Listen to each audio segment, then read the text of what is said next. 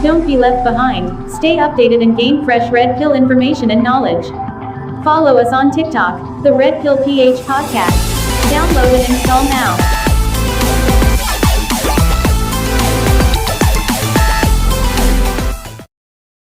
Sa mga nakaraang episode po natin, brothers and sisters, napag-usapan po natin ang kahalagahan ng knowing your own background, ng social calibration, ng congruence, small talk, something like that.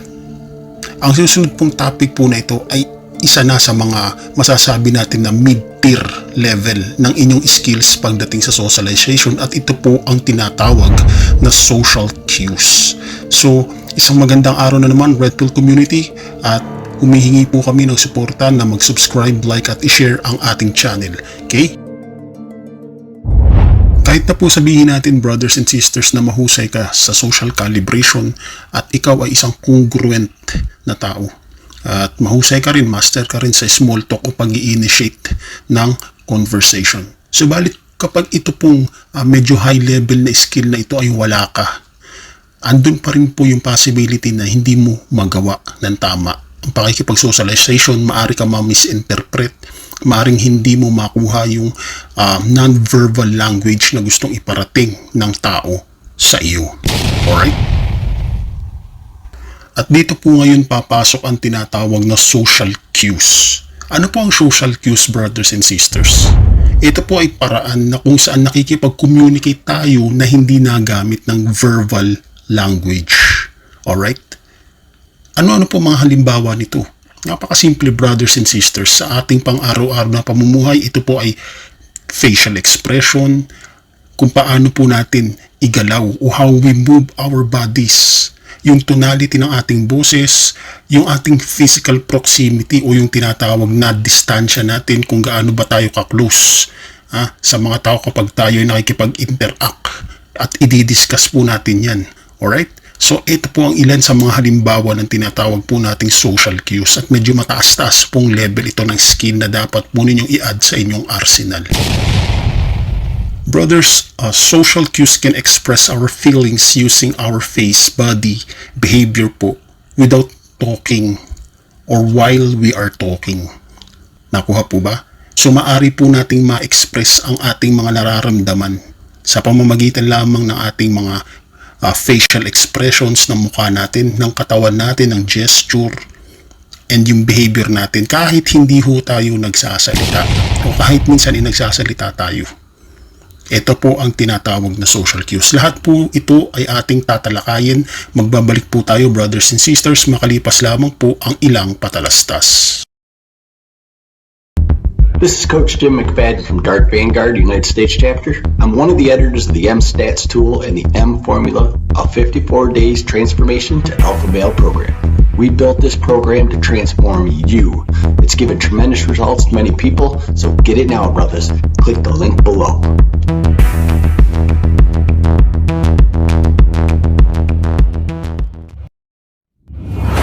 Mga isyong napapanahon na dapat talakayin. Mga katanungang kailangan ng kasagutan. Mga katotohanang dapat mabunyag sa kalalakihan. Ating bubuksan. Mula sa nag-iisang programa ng Red Pill sa bansa, kasama ng aming team at buong puwersa.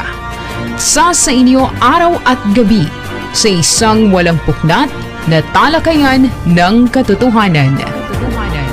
The Red Pill PH. Subscribe, like, and share. Mabuhay ang bagong henerasyon ng mga alpha.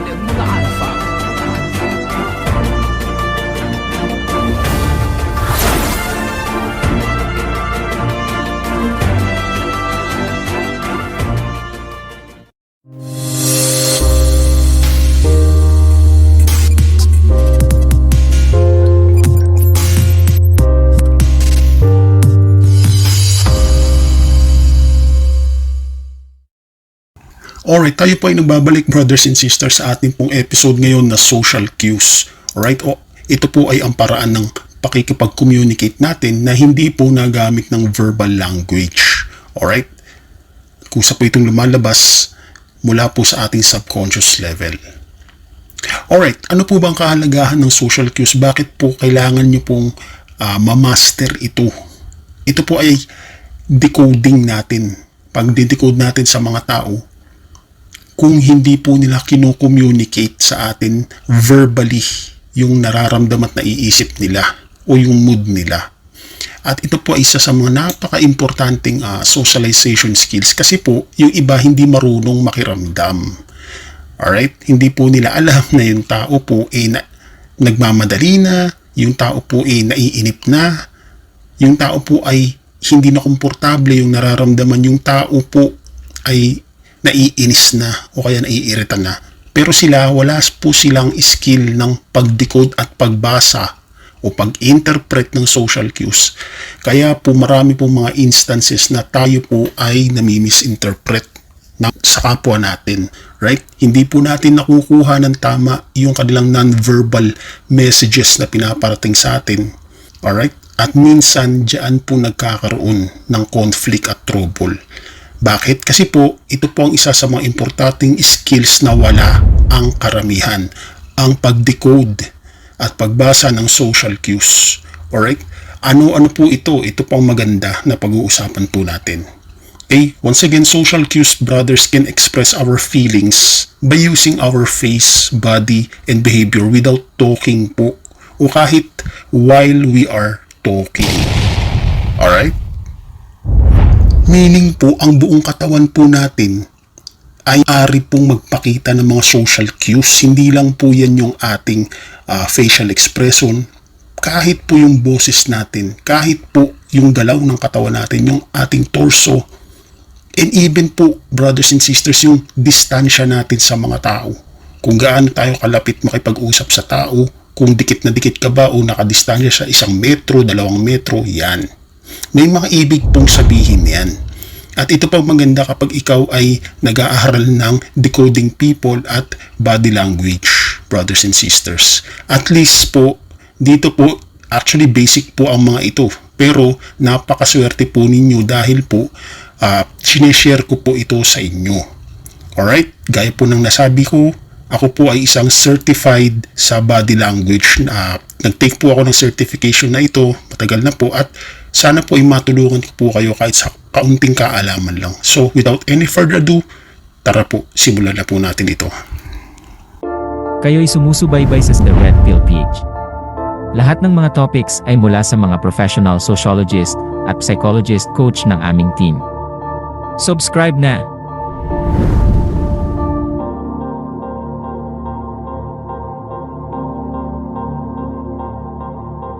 Stumbled at the start line, I've done all Po na social cues po, makikita po sa ating postura, brothers and sisters. Alright? Meron po tayong dalawang forms ng ating posture.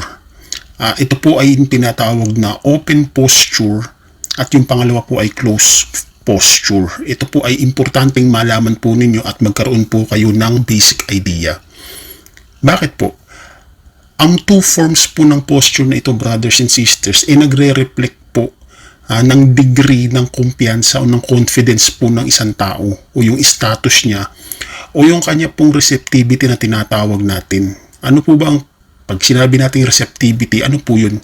Ito po yung willingness po ninyo na tumanggap ng suggestions at idea mula sa ibang tao. Kumbaga open-minded.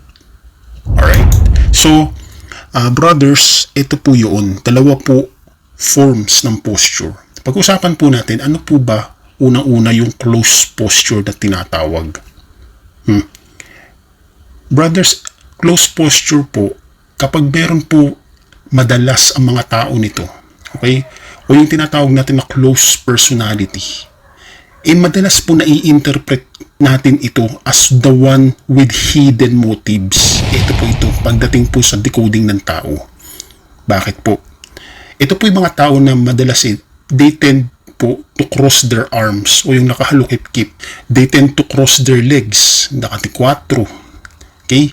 O yung mga kamay nila close to their body po while speaking. At maging po yung kanilang boses, which is nagtutunog po siya ng one tone lang na boses. Right? Ito po yung tinatawag na close posture, brothers and sisters. So madalas po, brothers and sisters, pag yung mga tao po na may gantong tinatawag na closed personalities, okay, na minsan nakikita sa kanilang close posture, ano po ba yan?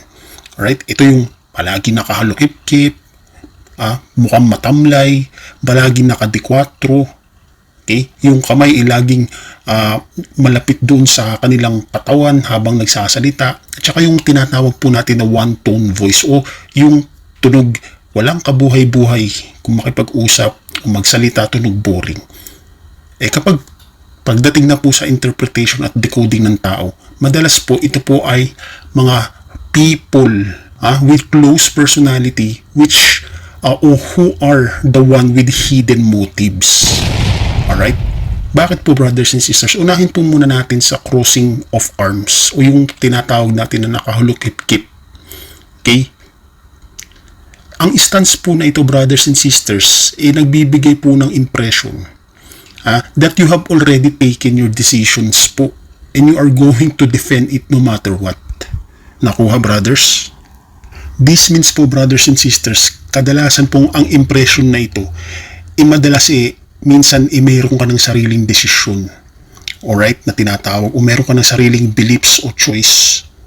And ikaw po ay handang idepensa po yun. Kung sakali man nasalungat ka sa beliefs o views ng iba, ito po yung kadalasang impression nun. Kaya madalasan pong nakikita po ninyo sa mga kausap ninyo na nakahalukip-kip yung kamay. Alright? O yung nakikita niyo po na seryoso at nakahalukip-kip yung kamay, minsan po madalas mapapansin po ninyo na sila po ay mga tao na defensive. Alright? And minsan po, hindi po sila receptive sa atin. Nakukuha po ba, brothers and sisters? And it's a hostile and discourages discussion, brothers and sisters. Kasi nga meaning, sarili na silang paniniwala at hindi na sila open sa mga suggestions, hindi na po sila open sa mga bagong ideas. Meron po silang sariling decisions at handa po nilang idepensa ito at ipagtanggol. Okay, dahil ito po yung final thoughts nila. Or in other words, from the root word close posture, sila po ay of course, hindi na po sila receptive. Alright? Pangalawa po is yung tinatawag po natin na yung nakadikwatro. Sa English po tinatawag po itong crossing of legs when seated. Alright?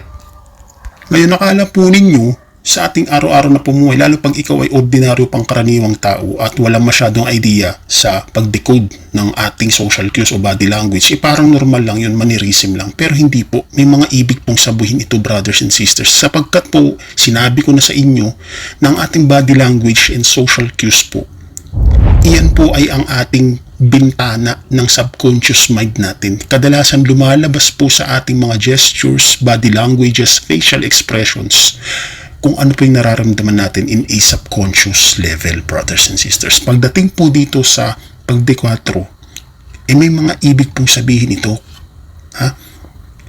If we dig down, ang ibig po sabihin nito, brothers and sisters, ito po ay nag-i-insinuate ng pagiging defensive and aggressive messages. Hindi mo lang yan napapansin dahil po ito ay nangyayari sa subconscious level, brothers and sisters.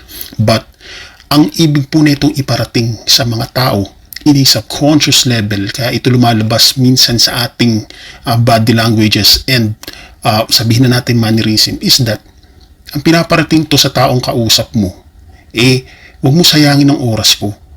Kung makikipag-usap ka sa akin, make sure na may sense yung sinasabi mo at may malaman na kung saan ay madali ko maiintindihan at may sense yung sinasabi mo. Kasi kung wala naman ako mapapala sa sinasabi mo, bakit pa ako makikinig sa iyon po?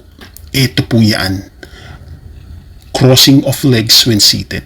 Punta naman po tayo sa arms in front of body o masasabi po natin yung ating mga kamay nasa harapan po ng ating torso. Alright?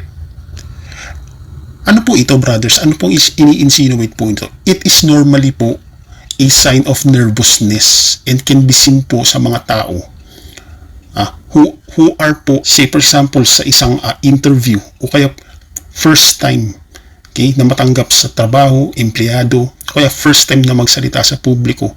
Madalas po, iyong kamay nila inasa harapan ng kanilang katawan.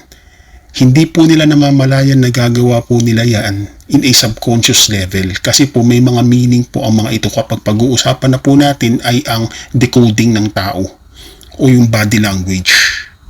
Alright? Now, pagdating naman po kapag ikaw ay nakatayo, minsan nagagawa po natin na parang nakakross po yung ating hita o yung paa natin sa isang hita natin. Kung pagtitingnan po ninyo siya ay parang X, parang X, letter X po yung forma ng inyong pagtayo. Ito po yung tinatawag na crossing of legs in standing. Ang ibig naman po na itong iparating, maybe ikaw ay relax frame of mind at mayroon po ikaw na interest ng pakikipag-conversation sa isang topic o sa isang paksa. Gusto mong iparating ang iyong interest at mapag-usapan ito kasama ng iyong kapwa. And people po, brothers and sisters, who cross their legs while standing, minsan ito po ay sinisignify na gusto po ninyo o gusto ng tao na ito na iparating yung kanyang knowledge. Lalo pa sa isang paksa, especially kung siya ay dalubhasa o interested sa ganong klaseng topic. Ito po yun, brothers and sisters. Alright, ito naman po ang disclaimer natin. Right? So, binanggit po natin yung kadalasan na mga sinisignify nitong mga social cues na ito na close posture in a subconscious level. Pero, may mga time din po naman na minsan po kapag ang tao ay mayroong close posture, gaya ng nabanggit po natin, minsan po ay they are likely also feeling uncomfortable. O minsan is hindi po sila interesado, wala sa mood, frustrated. Okay? At lahat pa ng mga tinatawag po nating mga unpleasant na emotions and reaction. Although hindi siya lahat ng pagkakataon, ganito ang ibig sabihin nito, subalit ito po, kaya po natin dinidiscuss to para po magkaroon po kayo ng hint at idea kung ano ba ang mga pinaparating nitong mensahe in a subconscious level. Punta na po tayo sa tinatawag natin na open posture. Alright? Ito naman po, brothers and sisters, ay kabaliktaran ng tinatawag natin na closed posture. Dahil po, ang mga tao na may open posture po, alright, kaya ng open arms, legs, hindi naka-cross and relax. Ito po, brothers and sisters, madalas nag-i-indicate na ang tao ay may higher level po ng comfort at interest. So, ito po yung mga tao kadalasan ng mga expressive, interactive, alright? Yung hindi yung palaging seryoso, alright? Hindi yung palaging wala sa mood at hindi walang eagerness na makipag-interact, makipag-usap sa tao. Bagkus po, madalas ang mga tao kapag may open postures, brothers and sisters, tandaan po ninyo ito, sila po madalas yung mga tao na mayroong higher level ng comfort at interest. Alright, nakukuha po ba? Pero hindi lang po laging ganito. May mga tao rin po na kahit mayroong open posture, minsan nagtataglay sila ng pagiging aggressive at madalas silang makipag-argument. Alright? Tandaan po ninyo yan, hindi po tayo one-sided lang dito na pag sinabing open posture, ibig sabihin conclusive higher level of comfort and interest. Approachable, hindi po. Tatandaan po ninyo yan. So madalas po ninyo makikita na yung mga tao na hindi po nakakross yung legs nila or tinatawag po natin na uncrossed legs. Ito po yung kadalasan ng mga relaxed na tao na komportable na makipag-usap, ready na makipag-usap at makipag-interact. Ganun din po kapag hindi po nakakross yung kanilang braso o kamay. Hindi sila nakahalukip-kip. Alright? And minsan po madalas kapag ang tao ay merong isang open arms na posture, minsan ito po ay nagsisignify ng pagiging frank sa mga opinion niya. Alright? At siya po ay isang objective na tao. It's just kung ano lang yung talagang nararamdaman niya, kung ano lang yung talagang thoughts niya, isasabihin niya at prangka lang po siya doon. Or in other words po, ito po ay siya po ay nagsesend ng signal ng pagiging honest. Alright? Honest lang kung ano lang yung nararamdaman niya, yung iniisip niya, at kung ano yung mga opinion niya, sasabihin niya ito ng frank at walang plastikan. Nakukuha po ba, brothers and sisters? Isa na po dito yung tinatawag na angling ng body. Say for example po kapag nakikipag-usap ka po sa tao at yung iyo pong mga hita o yung paa nakatutok, nakaanggulo, tutok doon sa direksyon ng iyong kinakausap. Hindi siya yung nakalihis. Ang sinisignify po nito, brothers and sisters, of course, pretty self-explanatory, you are showing that you are engaged in what they are saying or what they are doing. Right? So, interesado ka. So, nag-i-engage ka sa kanilang mga sinasabi at sa kanilang mga ginagawa. Alright? Meron din po tayong tinatawag na yung tinatawag po natin na leaning in and leaning out. Pag sinabi po ba natin, brothers, na leaning in, ano ang ibig sabihin po nito? Also known po as leaning towards and leaning away. Alright? Pag sinabi po natin leaning away, ito po yung pag meron kang kausap, para kang lumalayo, inilalayo mo yung half body mo na para kang sumasandal. Alright? And leaning towards naman po, ikaw yung inaanggulo mo papalapit yung iyong katawan. So ano po ang mga sinisignify po nito? If you are leaning in sa conversation po ninyo ng taong kausap mo, o ibig sabihin ikaw nakaanggulo papalapit sa kinakausap mo, ito po ay nagsisignify, brothers and sisters, ng pagiging interesado mo at pagkakaroon mo ng excitement sa mga sinasabi niya o sa kanyang mga ginagawa. O yung tinatawag po ninyong eagerness to interact sa lahat ng mga sinasabi at ginagawa ng kausap mo. Kapag ikaw naman yung tinatawag natin na leaning away o sumasandal ka, yung parang lumalayo ka, na aasiwa ka, alam na po ninyo kung ano ang ibig sabihin nun. Alright? Leaning away po kapag ikaw ay nakikipag-usap, brothers, natural instinct po nating mga tao yan na nagagawa po natin in a subconscious level kapag tayo po ay uncomfortable sa ating mga o sa tao na kinakausap po natin, and minsan duda tayo o hindi tayo open sa kanya mga thoughts dahil may sarili tayong paniniwala. Yan po, madalas hindi niyo po yan mapapansin dahil nga nangyayari yan in a subconscious level. You are leaning away madalas sa mga taong kausap mo na minsan hindi ka komportable, duda ka, kahina-hinala sa'yo, o kaya minsan hindi mo close o may sama ka ng loob, something like that. Alright, klaro po ba tayo dito, brothers and sisters? Now, pumunta na po tayo sa isa sa mga pinaka-importante na madalas ginagamit natin para mabasa ang tao na nakakasalamuha natin, at walang iba kundi ito po ay ang ating mga mata. Right? A person's eye, brothers and sisters, is a good indicator po ng nararamdaman ng isang tao. Eyes are considered, brothers and sisters, bilang isang salamin ng ating isip. So, minsan madali mong mai-interpret kung anong iniisip ng tao sa pamamagitan lamang ng pagdikod ng kanyang mga mata. Hi everyone, Andrew here, and I just want to thank the Red Pill PH for improving me using the M formula. You know what? I got promoted in my company through this masterpiece. Get it now, guys.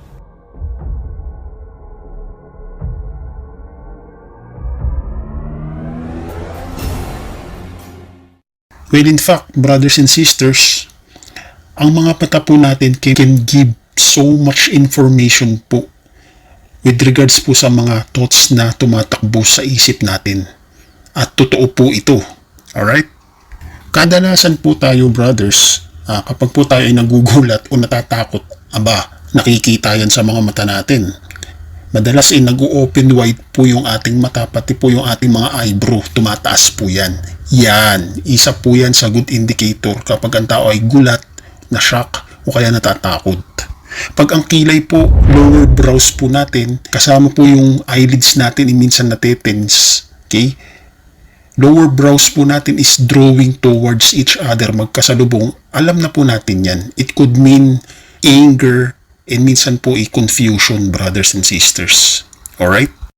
And minsan po sa mga pagngiti po natin, hindi po lahat ng taong umingiti genuine, brothers and sisters. Lalo na po sa akin po sa business ko po, pag nag-i-interview po ako ng tao, minsan tinitignan ko po yung mga ngiti ng mga aplikante. Malalaman ko yan kung nakikipagplastikan po yan o masaya po talaga sila deep inside their minds and heart. Kasi po, pag ang ngiti po ng isang tao nagkakaroon ng wrinkles dun po sa mata niya and lumiliit yung mga mata niya minsan, ito po ay isang signs or good signs na genuine po yung kanyang ngiti. Paano ko po nalalaman kapag ang ngiti ng isang tao peke, plastikan? Minsan po yung mata nila hindi halos sumasara. Yan. At makikita po ninyo yung bottom na part ng kanyang ngipin. Bakit po? If you can see po, brothers and sisters, the bottom part of person, it's because this is usually indicates po na they are trying too much hard, brothers, para ngumiti at magmukhang masaya. Ito po yun. So dyan pa lang malalaman ko yan kung peke yung ngiti, masaya ba talaga o hindi. Pinipeke lang niya yung kanyang pagiging masaya at pagngiti. Well, brothers, kapag ang tao po ay tumitingin direkta sa'yo, lalo pag nakikipag-usap ka, alright? I mean, looking into another's person eye po, ito po ay nagsisignify ng attentiveness at interest kapag sila po ay nakikipag-usap sa iyo. Unlike po kapag sila ay madalas na tumitingin palayo or looking away o minsan tumitingin yan pababa, alam na. Alright? It indicates po ng discomfort at disinterest. Yan ang mga isa sa mga tinitingnan ko, lalo po sa kunyari, nagpo-propose kami ng isang proposal, lalo pag gusto namin maka-acquire ng partnership sa business o kaya nag-i-interview ng mga employee, yan, isa yan sa mga tinitignan namin, lalo ako, pag nag-i-interview ng aplikante o kaya nakikipag-usap sa mga meeting. Alright? Minsan po, tayo naman, kapag tayo tumitingin po ng matagal, sa tao, minsan iba ang mai-interpret nila. Can feel like intimidating or threatening. So, hindi rin po dapat yun. Alright? Iba na po ang ibig sabihin nun at iba na po ang interpretation ng mga tao nun kapag ikaw ay nakikipagtitigan ng sobrang tagal na. Okay? Na parang ayaw nang ialis yung titig mo sa kanya. Alright? Isa po sa mga technique ko, brothers and sisters, na isineshare ko po, inoobserbahan ko po yung pagkurap o yung tinatawag natin na blink rate ng mata ng tao.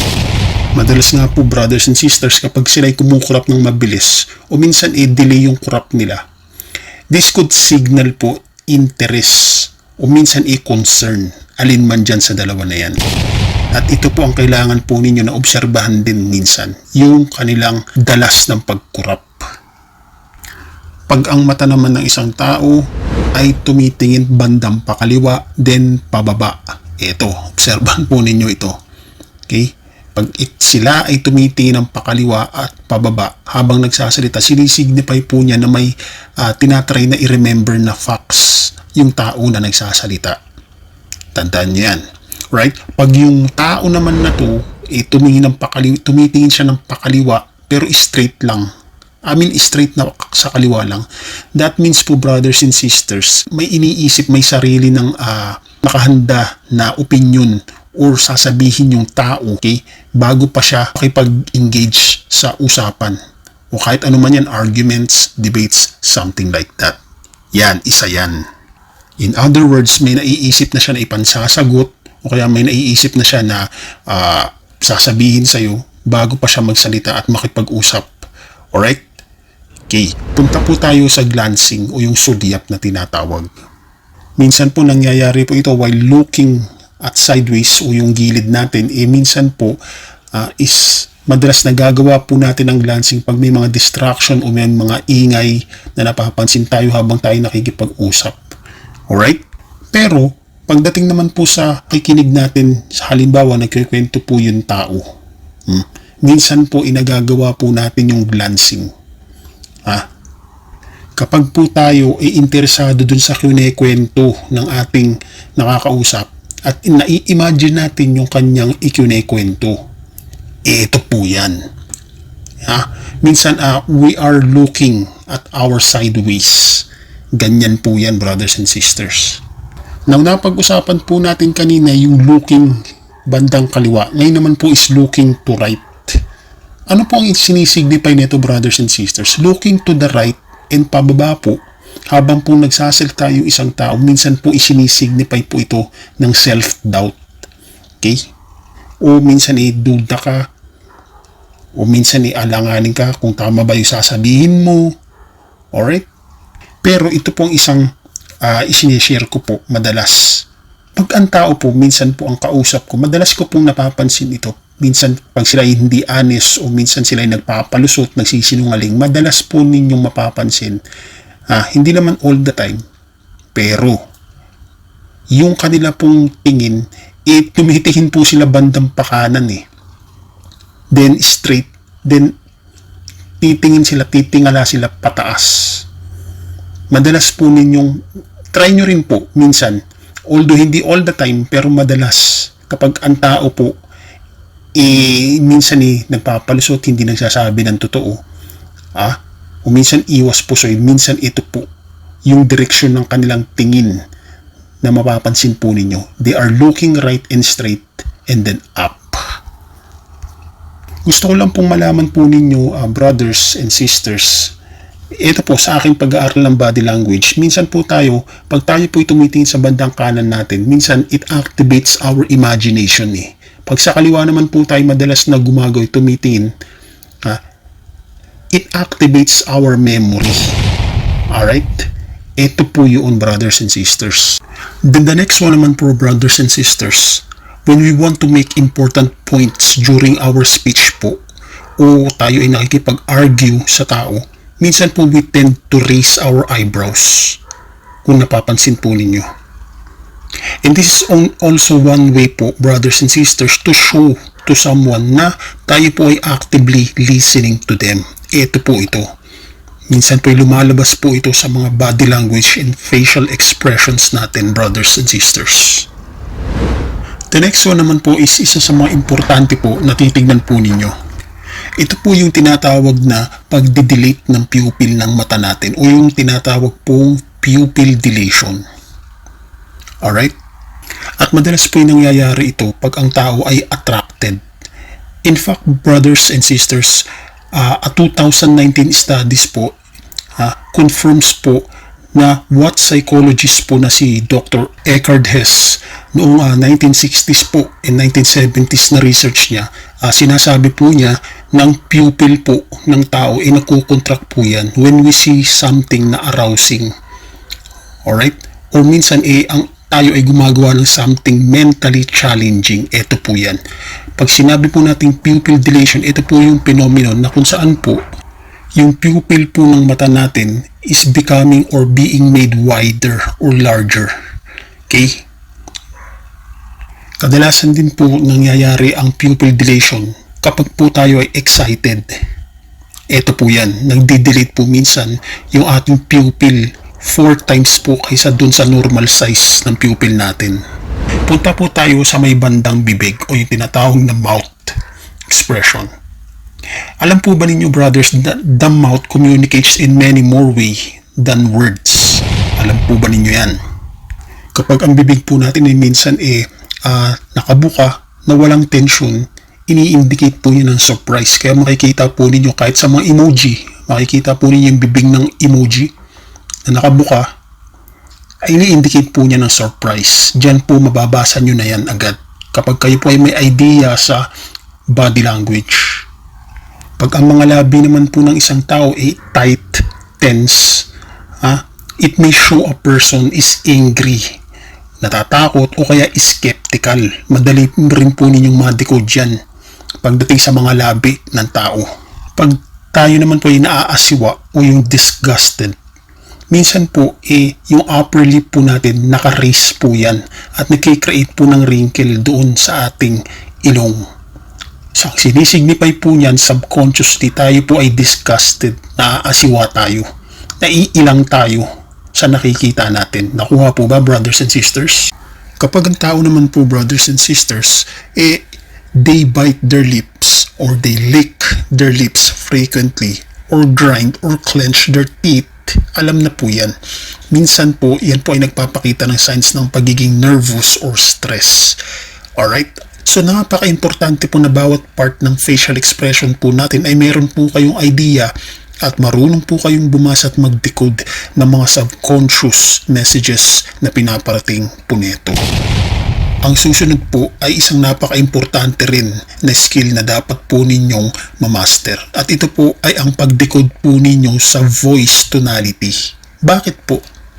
Science shows po, brothers and sisters, that depression can be detected just by hearing our voice. Ngayon, kung ikaw po ay may idea kung paano po mag-interpret at mag-decode ng voice tonality ng tao, madali mong malalaman kung minsan problematic, depressed ang isang tao. O kung siya ba ay lively, energetic, you name it, etc. To be honest po, ang mga tao po na nagpa-practice and nag-exercise ng loud projecting voice, ito po yung mga tao na dominant. Kasi po ang loud projecting voice po is signified by being dominant o dominance. At yung mga tao naman po na merong mga o gumagamit ng mga lower or softer pitch, it indicates submission. Most of the time, sila yung mga submissive. Kaya kung mapapansin po ninyo sa kumpanya, sa opisina, minsan ay malumana yung tono ng boses ng mga empleyado pagkaharap nila yung boss, yung mga CEO. At kadalasan mapapansin po ninyo sa mga CEO, they display and exercise a loud projecting voice as indicator of their dominance attitude. Isa na rin pong idagdag po natin dyan, brothers, yung tinatawag po ng mirroring o yung pangungopya ng behavior o mannerism. Ito po ay isang mabuting indicator na nakaka-relate sa iyo at nagkakaroon ng deeper connection sa iyo o minsan interesado sa iyo yung tao kapag siya po hindi po niya namamalaya na he or she mirrors your mannerism and your body language. Marami pa pong mga social cues, brothers, ang maaari nating i-share sa inyo, pero sa tingin ko po isapat na ang mga basic na ito para po magkaroon kayo ng basic idea and enlightenment pagdating po sa social cue. At pagkatapos po ng episode nito, mahusay na po kayo at may alam na po kayo sa pagbasa at pag-decode ng mga subconscious messages na pinaparating at pinapahiwatig ng ating mga kapwa. Kung nagustuhan po ninyo, brothers and sisters, ang episode dito na talaga namang napaka-importante, iniimbitahan po namin, brothers and sisters, kayong lahat, napaka-share naman ang ating channel.